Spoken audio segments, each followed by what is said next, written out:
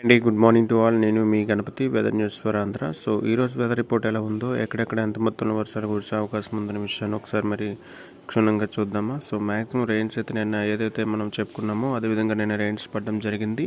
So present ఏ విధంగా ఉండబోతుంది, so మధ్యాహ్నం కూడా ఎంత మొత్తంలో వర్షాలు కురుస్తాయి, సో ఎక్కడెక్కడ ఏ విధంగా ఉండబోతుంది అనేది విషయాన్ని ఒకసారి చూద్దామా మరి.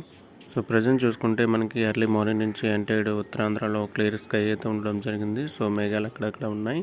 సో టెక్కలి, సోంపేట అక్కడ తప్ప రిమైనింగ్ అంతా కూడా బొబ్బిలి, పార్వతీపురం అన్నీ కూడా మేఘాలతో అక్కడక్కడ మేఘాలతో ఉన్నాయి. సో మ్యాక్సిమం ఎండ అయితే ఎక్కువ మొత్తంలో ఎండ ఎక్కే అవకాశం అయితే ఉంటుంది ఉదయం 1 గంట సమయం వరకు. ఇక చూసుకుంటే ఉదయం పూట ఎక్కువ మొత్తంలో ఎండలు కాచే అవకాశం అయితే ఉంటుంది. ఇక చూసుకుంటే రంపచోడవరం, రాజమహేంద్రవరం, అమలాపురం, ఏలూరు, విజయవాడ, నరసరావుపేట, మచిలీపట్నం, చీరాల, ఒంగోలు, దర్శి, కనిగిరి ఇవన్నీ కూడా డీప్ క్లౌడ్స్తో నిండి ఉన్నాయి. సో మరో గంట 2 గంటల్లో మనకైతే ఎక్కువ మొత్తంలో ఎండలు కాచే అవకాశం అయితే ఉంటుంది.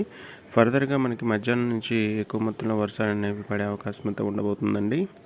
ఈరోజు మధ్యాహ్నం మనకి ఎక్కువ మొత్తంలో వర్షాలు అనేవి శ్రీకాకుళం, సోంపేట, టెక్కలి, పలాస, అదేవిధంగా పార్వతీపురం, బొబ్బిలి, రాజం, విజయనగరం, విశాఖపట్నం, నర్సీపట్నం, తుని, చోడవరం, సబ్బవరం, రంపచోడవరం, రాజమహేంద్రవరం, అమలాపురం, ఏలూరు, మచిలీపట్నం, విజయవాడ, చీరాల, ఒంగోలు, నరసరావుపేట, దర్శి, కనిగిరి, మార్కాపూర్, గిద్దలూరు, కావలి, నెల్లూరు, గూడూరు, తిరుపతి, కోడూరు, రాయచోటి, కడప, పొద్దుటూరు, పులివెందుల, అనంతపురం, నంద్యాల, తుమకూరు, కర్నూలు, కోడూరు, మొత్తం ఆంధ్రప్రదేశ్ మొత్తం కూడా ఈరోజు ఎక్కువ మొత్తంలో వర్షాలు కురిసే అవకాశం అయితే ఉండబోతుంది. మధ్యాహ్నం సమయంలో ఒక 2 నుంచి సాయంత్రం ఒక 6 లోపల మనకైతే ఈ రెయిన్స్ ఏదైనప్పటికీ కూడా మనకైతే ఈరోజు కూడా హెవీగా రెయిన్స్ పడే అవకాశం అయితే ఉంటుందండి.